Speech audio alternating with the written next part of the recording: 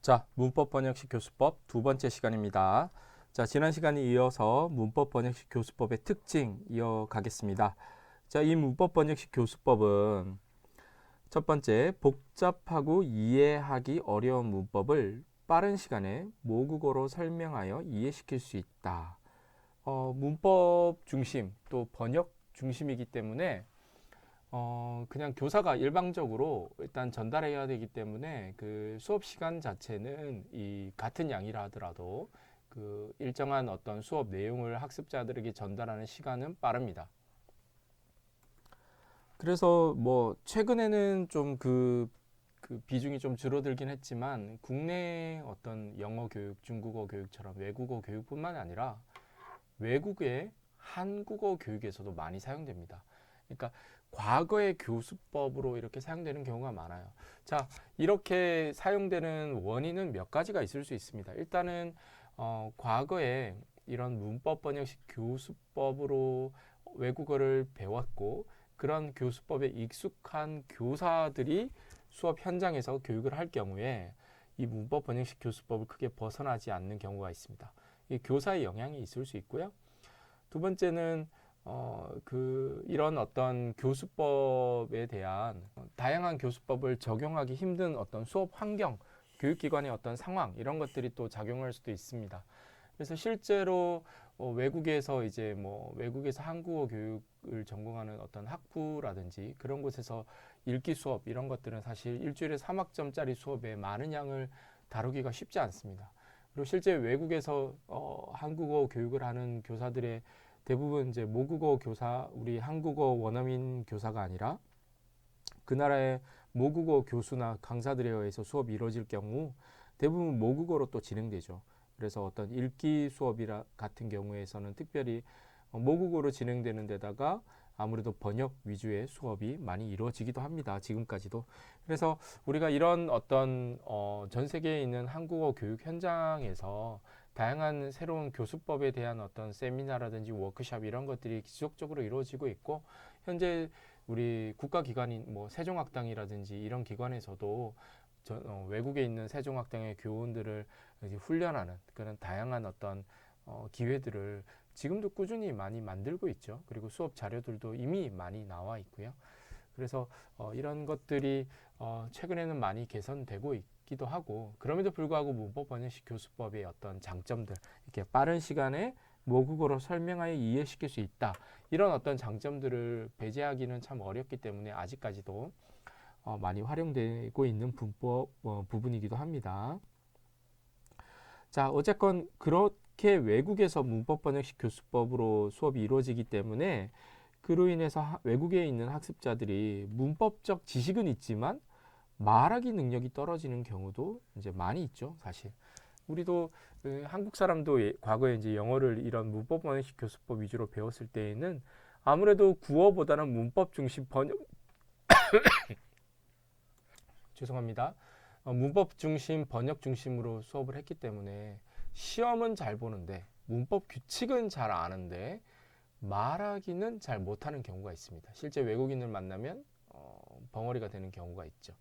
네, 이런 영향이라고 할 수 있습니다. 두 번째, 어휘는 목록의 형태로 제시되며 모국어로 어휘도 가르친다. 자, 그래서 문맥과 상황을 통해서 어휘를 가르치는 것이 아니라 외국인들의 어감을 느낄 수 없어서 말하기 능력이 도움이 되지 않는다. 이게 무슨 말이냐면 우리 지난 시간에도 얘기했지만 뭐 학교 있으면 school 뭐 이런 식으로 뭐 책, 공책 있으면 영어 번역으로 이렇게 목록으로 쭉 어휘가 제시되는 거예요. 그러다 보니까 이런 어떤 명사형 어휘는 그렇다 쳐도 뭐 나중에 형용사라든지 뭐 부사라든지 이런 어떤 어휘들은 그 어휘의 의미는 이렇게 이제 제시되면 목록을 통해서 학생들이 이제 목록을 찾아보면 되겠죠. 다 외울 수는 있는데 그런 어떤 표현들 또 수거들 이런 것들이 실제 대화에서 어떻게 쓰이는지는 학생들이 모를 수 있는 거예요. 그렇기 때문에 외국인들의 실제 대화에서 그것을 쓰는 그 어감들을 느낄 수 없어서 말하기 능력에 도움이 되지 않는 경우가 상당히 많습니다. 우리도 마찬가지잖아요. 외국어 배울 때 단어만 주구장창 외우고 그 단어를 어떤 상황에서 쓰는지 그런 맥락이나 이런 것들이 무시된 상태로 그냥 단어만 외우면 실제 그것을 우리가 말을 하더라도 외국인들이 느끼기에 어색한 경우가 상당히 많이 있죠. 네이티브 스피커가 느끼기에는. 그래서 이 문법 번역식 교수법은 어휘를 목록의 형태로 제시되기 때문에 그런 어떤 한계가 있습니다. 그 다음 세 번째, 문법의 난이도 순서에 따른 수준별 교육에 크게 신경을 쓰지 않습니다. 교수님, 이 수준별 교육이라는 것은 그러니까 초급 단계에서 배워야 될 문법이 있고 중급 단계에서 배워야 될 문법이 있고 고급 단계에서 배워야 될 문법이 있습니다. 그래서 그런 문법들을 단계별로 이제 정해 놓은 거예요. 교육과정 안에서. 그래서 그 어려운 고급 단계의 문법을 초급 단계에 가르치면 효과적이지 않겠죠. 그래서 문법의 어떤 난이도 순서 이런 것들을 수준별로 제시를 해야 되는데 이 문법 번역식 교수법은 초, 중, 고급 이렇게 할 거 없이 한 시간에 많은 문법의 어떤 양들, 많은 어휘의 양들을 한꺼번에 가르쳐야 되기 때문에 왜냐하면 읽기 텍스트 안에 그것이 나온다면 가르칠 수밖에 없겠죠. 그래서 수준별 교육에는 크게 신경을 쓰지 않는다는 거예요. 무엇이 중요하냐? 텍스트가 중요한 거죠. 그 텍스트 안에 나온 그 어휘나 문법을 중심으로 가르치는 거예요. 그런데 이제 이 문법 번역식 교수법이 아니라 이후에 나오게 될 다른 교수법에서는 문법의 난이도 수준에 따라서 텍스트라든지 그 맥락들을 고려해서 제시되고 있습니다. 근데 이 문법 번역식 교수법에서는 그런 것들은 고려되지 않고 있다. 당연히 또 모국어로 가르치기 때문에 이게 문법이 어렵고 쉽다 이런 것들을 구분하기조차 또 그 판단하기조차 쉽지 않죠. 이게 모국어로 가르치기 때문에 다 비슷한 난이도로 이제 그 학습자들은 받아들일 겁니다. 자, 그다음 네 번째, 모국어로 설명하기 때문에 다 이해했어요. 그래서 연습과 활용 단계도 많이 소홀하게 됩니다. 대신 학습 속도는 되게 빨라지겠죠. 진도가 엄청 빠른 거죠. 연습이나 활용 단계 이런 것들이 없어지니까. 실제로 제가 많은 그 예비 한국어 교원들을 가르치다 보면 교재를 주고 자, 이 교재로 몇 시간 수업이 가능할까요? 이렇게 물어보면 이게 뭐 한 주의 어떤 분량들을 제가 학생들한테 안내하고 그러니까 한 주 분량이라면 보통 한국에서 대학교 어학교육기관에서는 20시간입니다. 그래서 보통 20시간짜리의 어떤 분량을 학생들한테 주고 이걸 여러분이라면 몇 시간 만에 가르칠 것 같습니까? 라고 하면 심하게 얘기하는 친구는 4시간 아니면 2시간까지도 제가 봤습니다. 그러니까 20시간짜리를 2시간 만에 가르칠 수 있다 이렇게 응답하는 학생들도 있었습니다. 자, 이것은 무엇이냐 하면 그냥 교재의 내용을 요즘에 있는 이제 그 교재의 내용을 보면 사실 가르칠 것들이 이제 뭐 사파가 들어가 있거나 활동 이런 것들이 들어가 있는데 그런 어떤 활동이라든지 그런 어떤 그 과제 이런 것들을 좀 소홀히 하게 되면 내용만 가지고는 사실 그것만 전달하면 2시간이면 충분하죠. 내용적 지식을 일방적으로 전달하려면. 근데 최근에 교수법에 의해서 만들어진 교재들은 그것들을 충분히 그것도 뭐 문법이라든지 이런 것들도 연역적으로 가르치지 않고 먼저 맥락을 통해서 충분히 보여주고 학습자들이 인지할 수 있게끔 한 다음에 문법 규칙을 필요하면 또 가르쳐 주고요. 문법 규칙을 가르쳐 줬다면 그 문법의 쓰임새나 활용 이런 것들을 충분히 연습 시간을 줍니다. 그 다음에 그것을 또 확장된 어떤 말하기나 쓰기 방법을 통해서 활동을 시킵니다.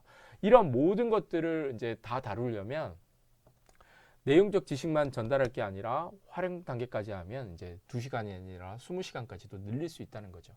그래서 이런 것들이 이제 베테랑 교사라면 늘리고 줄이는 것들 이런 것들이 좀 더 잘할 수 있는데 내용적 지식만 이제 이런 것들 교수법에 익숙하지 않은 사람들은 내용적 지식만 전달하려면 그것도 모국어로 전달한다면 금방 전달하겠죠. 그래서 그런 차이가 있습니다. 자, 교육의 목적은 텍스트의 내용보다는 문법 분석하는 게 중심이죠. 그런데 이 문법 번역식 교수법에서는 학습 초기 단계부터 긴 텍스트를 읽고 텍스트의 내용도 고전과 현대의 구별이 없이 교육하게 됩니다. 이런 한계들이 있죠.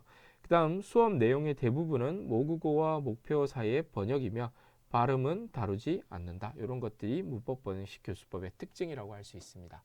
자, 이 정도 하면 어느 정도 개념은 올 겁니다. 그런데 과연 이것들을 가지고 어떻게 가르치는지 그런 어떤 물음이 생길 겁니다. 자, 그 부분은 우리 뒤에서 좀 더 이제 다루도록 하겠습니다. 자, 어쨌건 이 문법 번역식 교수법이 이런 한계에도 불구하고 그 학습 속도가 빠르고 때로는 이런 문법이나 번역을 중심으로 하는 교수법에 익숙하고 그것을 원하는 학습자들도 있기 때문에 현재까지도 많이 활용되고 있습니다. 그래서 이 문법 번역식 교수법이 어떤 교수 이론이라든지 이론적 배경을 근간으로 하지 않는 교수법이긴 하지만 지금까지 많이 활용되고 있고 많은 교수법에 영향을 주었다고 해도 과언이 아닙니다. 자, 그러면 이 문법 번역식 교수법이 어떤 교수법에 영향을 주었는지 또 한번 살펴보도록 하겠습니다. 자, 일단 이 문법 번역식 교수법, 모국어를 사용하고 구어를 철저하게 배제시키는 이 교수법에 대한 반작용으로 이 한계를 이제 극복하기 위해서 이 한계에서 죄송합니다. 한계에서 이제 새로운 교수법을 시도하게 됩니다. 그렇게 반작용으로 나온 것이 자연교수법, 연속적 교수법이라고 할 수 있습니다. 자, 여기서 다루는 이런 교수법들은 여러분들이 세세하게 이제 그 교수법의 어떤 특징과 이론들을 다 알 필요는 없습니다. 굵직굵직한 우리가 수업 시간에 다루는 교수법들을 중심으로 여러분들이 기억하시면 될 것 같고요. 이런 교수법들은 문법 번역식 교수법의 어떤 한계를 근간으로 그것을 기반으로 또 새로운 어떤 교수법이 어떤 게 나왔는지 그냥 이해 차원에서만 간단히 보시면 될 것 같습니다. 먼저 자연교수법을 보도록 하겠습니다. 문법 번역식 교수법이 모국어를 사용한 교수법, 모국어를 매개로 한 교수법, 그러니까 목표어는 철저하게 배제되는 거죠. 그런 교수법이라면 그렇게 이제 외국어를 배웠을 때 학습자들이 뭐 구어라든지 이런 어떤 구어의 향상 부분, 발음 이런 것들을 놓치기 쉽다. 그래서 그러지 말자. 우리 아이들이 모국어를 배우는 과정과 우리가 외국어를 배우는 과정은 어차피 언어를 습득한다는 측면에서 같지 않느냐. 그래서 아이의 모국어 습득하는 과정과 외국어 습득이 같아야 된다라고 보고 목표어만을 사용할 것을 강조합니다. 이 자연교수법에서는. 그래서 자연 그대로 학습자들이 목표 사용할 수 있는 그 상황에 학습자들을 넣으면 아이들이 처음부터 문법 규칙을 알고 그 자기의 모국어를 습득한 건 아니잖아요. 부모의 언어, 또 주위의 동료들의 언어, 주위의 사람들의 언어를 보면서 문법 규칙을 익히고 그것들을 막 분석해서 연습하고 활용한 것이 아니라 많이 입력이 되고 그러면서 자연스럽게 그 좀 시간은 걸리지만 목표어를 습득했다는 거예요. 그것처럼 우리가 외국어 학습할 때에도 모국어가 아니라 목표 배울 외국어를 많이 들려주고 그것을 능동적으로 그 사용할 환경에 처하게 만들면 자연스럽게 외국어를 습득할 수 있지 않겠느냐라고 해서 나온 교수법이에요. 그래서 그 문법 번역식 교수법 같은 경우에는 문법 규칙을 먼저 제시하고 그것을 활용하는 연역식 교수법을 사용했다면 이 자연교수법은 귀납적으로 문법을 가르칩니다. 귀납적으로 문법을 가르치게 되면 먼저 이 문법이 사용되는 어떤 맥락과 상황들을 충분히 보여주고 이후에 필요하면 문법 규칙을 가르치게 되는 거예요. 나중에 문법 규칙을 가르치는 거죠. 그렇기 때문에 학습자들은 처음에 어떤 주어지는 맥락을 통해서 이 문법이 무슨 의미일까 스스로 좀 이렇게 추측하게 되고 그러다가 나중에 이제 먼저 그 문법이 사용되는 맥락과 기능을 중심으로 먼저 그 문법을 익히게 되는 거죠. 그래서 목표 화자들의 어떤 어떤 어감으로 저거를 사용하는구나 이런 걸 먼저 익히게 되는 거죠. 그 다음에 문법 규칙을 나중에 가르쳐 주는 거예요. 그렇기 때문에 시간은 좀 더 많이 걸립니다. 그렇죠? 그 다음 구어 중심 언어 교육. 우리 문법 번역식 교수법은 반대이죠. 문어 중심 언어 교육인데 이것은 구어 중심 언어 교육이다. 자, 그 다음 연속적 교수법이 있습니다. 이 연속적 교수법 같은 경우에는 우리 자연교수법과 거의 비슷한데요. 그러니까 아이의 모국어 습득 과정과 우리가 모국어를 습득하는 과정과 외국어를 습득하는 과정은 같다 결론적으로. 그렇기 때문에 목표를 중심으로 가르쳐야 된다. 이런 것들의 그 기본 골자는 자연교수법과 같다라고 할 수 있습니다. 다만 이제 조금 다른 것은 이제 조금 그 안에서 교사와 학생 간의 의사소통 구어적인 의사소통을 강조했던 부분이 좀 다르다고 할 수 있고요. 인지하기 쉬운 순서로 연결된 문장의 연속체를 통해서 교수해야 된다. 이런 것들이 차이가 있다고 할 수 있습니다. 자, 이런 것들은 그냥 이해 차원에서 여러분이 알아두시면 되겠고요. 자, 그 다음으로 이 문법 번역식 교수법은 이후에 나오게 되는 청각 구두식 교수법과 의사소통식 교수법에서도 부분적으로 사용은 되고 있습니다. 완전히 이제 문법과 번역 이런 것들이 완전히 배제된 건 아니에요. 그 이후의 교수법에서는. 자, 먼저 청각 구두식 교수법 우리가 나중에 이제 다음 시간에 배우게 될 건데요. 이 교수법은 우리가 여러분이 이제 개관에서 많이 봤죠. 언어를 습관화해야 된다. 그래서 우리 행동주의 이론 배웠습니다. 그래서 구조주의 언어학과 행동주의 심리학의 영향을 받은 교수법이라고 할 수 있죠. 습관화를 통해서 이제 언어를 습득하게 된다. 그래서 그 전에 이제 자극이나 반응 이런 것들이 계속 주어지고 그거에 대한 강화가 되면 습관화가 된다. 이런 교수법이죠. 그래서 반복적이고 기계적인 문형 연습을 통해서 습관을 형성하게 만들고 그렇기 때문에 이제 정확하게 반복적인 기계 연습을 통해서 정확한 어떤 구어를 구사해야 되기 때문에 문장의 오류를 인정하지 않습니다. 무조건 오류를 줄여야 됩니다. 정확성을 중요하게 생각하는 교수법입니다. 문법이나 규칙은 가능하면 설명하지 않는 교수법입니다. 하지만 여러분 이렇게 반복적인 기계 연습, 문형 연습을 통해서 이렇게 그 문장의 오류를 생성하지 않도록 습관 형성하도록 하는 교수법이긴 하지만 그리고 문법이나 규칙은 설명하지 않긴 하지만 그렇다고 해서 완전히 안 가르칠 수는 없잖아요. 그래서 문법이나 이런 어떤 규칙을 설명하지 않으면 문장이나 어휘의 정확한 의미 전달이 안 되기 때문에 청각 구두식 교수법이 유행하던 시기에도 문법 번역식 교수법이 부분적으로는 사용되었다고 할 수 있습니다. 그 다음 의사소통식 교수법, 이제 최근까지도 많이 이제 활용되고 있는 교수법이죠. 이 의사소통식 교수법은 의사소통의 기능에 중점을 둔 의사소통 능력을 향상시키는 것을 목적으로 한 교수법이다. 언어의 구조에 대한 지식보다는 실제 의사소통을 위한 방법, 언어 사용에 중점을 둔 거예요. 지식, 언어에 대한 지식보다는 그것을 어떻게 사용할 건가, 문법에 대한 지식보다는 어떻게 문법을 쓸 건가, 그러니까 실제적인 의사소통 상황에서 그것을 어떻게 활용할 수 있는지 이런 것들을 중점으로 한 교수법입니다. 그래서 이 의사소통식 교수법 안에서는 실제적인 의사소통 상황을 뭐 말하기나 쓰기, 듣기, 읽기, 맥락 그 어떤 텍스트를 통해서 제시하기도 하고요. 그런 상황을 또 주기도 하죠. 그래서 실제 상황과 문맥을 통해서 언어 능력을 키웁니다. 자, 이렇게 실제 상황과 문맥 그리고 언어의 지식보다는 사용에 중점을 둔 교수법이라 하더라도 학습자가 의사소통적 교수법에 익숙하지 않을 경우에는 외국어에 대한 이해를 돕기 위해서 제한적으로 모국어로 번역을 해줄 수는 있습니다. 그래서 문법 번역식 교수법이라는 것이 완전히 문법 그리고 모국어 사용 이렇게 하는 것은 최근에는 이루어지지 않지만 최근에 다른 교수법에서도 이 문법 번역식 교수법의 일단 변형 그러니까 모국어로 가르칠 때가 분명히 있긴 있습니다. 효율적인 수업을 위해서. 그리고 번역 필요하긴 합니다. 맞죠? 그래서 최근에 교수법에서도 이렇게 혼용되어서 많이 사용되고 있다. 특히 의사소통식 교수법 같은 경우에는 목적이 의사소통 능력을 신장하는 것이기 때문에 그 안에서 또 일부 다른 교수법이 이렇게 활용 같이 되고 있습니다. 그래서 최근에 모든 수업 현장에서 하나의 교수법만 이렇게 활용된다라고 할 수는 없습니다. 그래서 기타 여러 가지 교수법의 그런 어떤 좋은 점들을 다 활용해서 하나의 수업이 이루어지게 되는 것이죠. 자, 다음으로 이 문법 번역식 교수법은 어떤 평가를 받는가? 우리 언어 교수 이론에서 어떤 평가를 받는지 한번 살펴보도록 하겠습니다. 당연히 장점이 있고 또 단점이 있겠죠.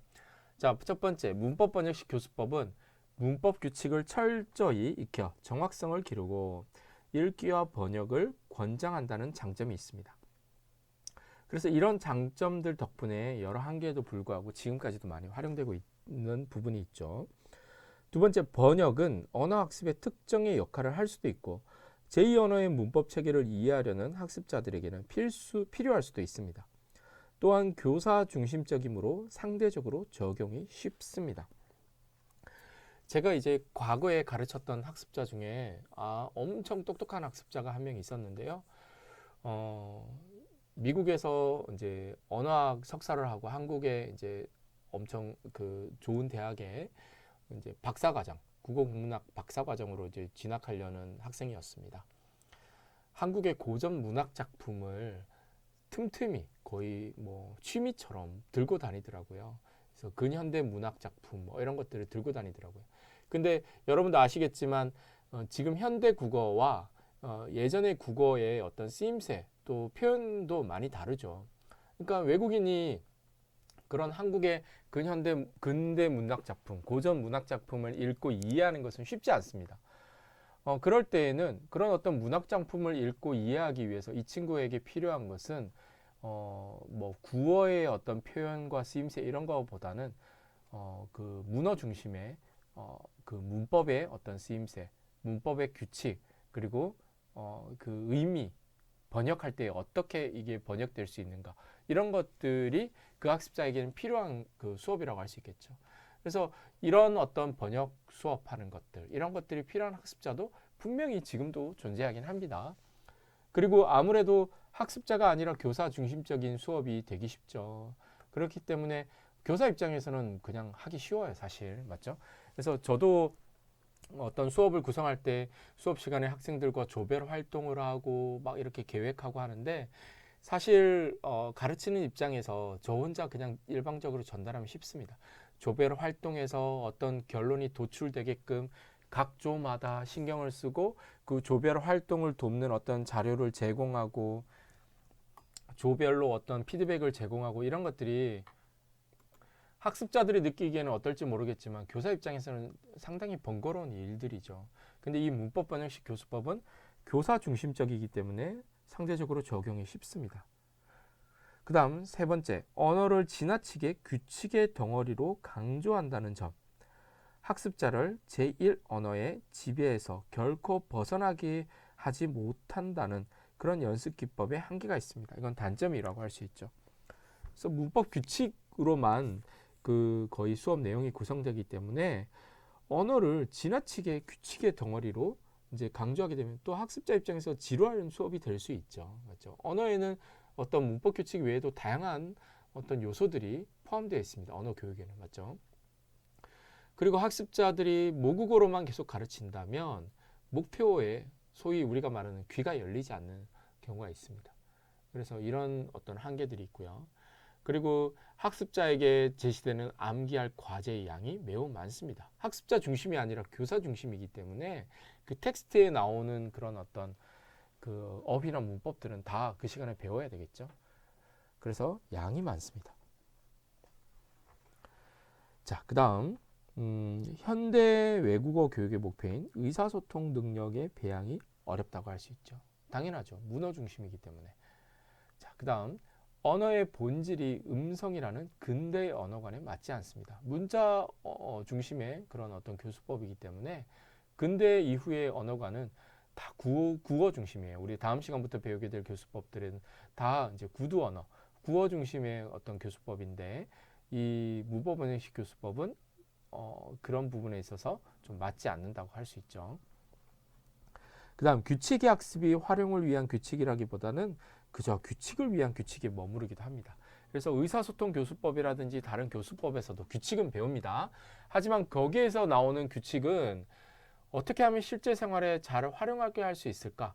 그들의 유창성을 향상하기 위해서 일부 필요한 정확성을 위한 규칙이라면 이 문법 번역식 교수법은 그저 규칙을 위한 규칙이라고 할 수 있죠.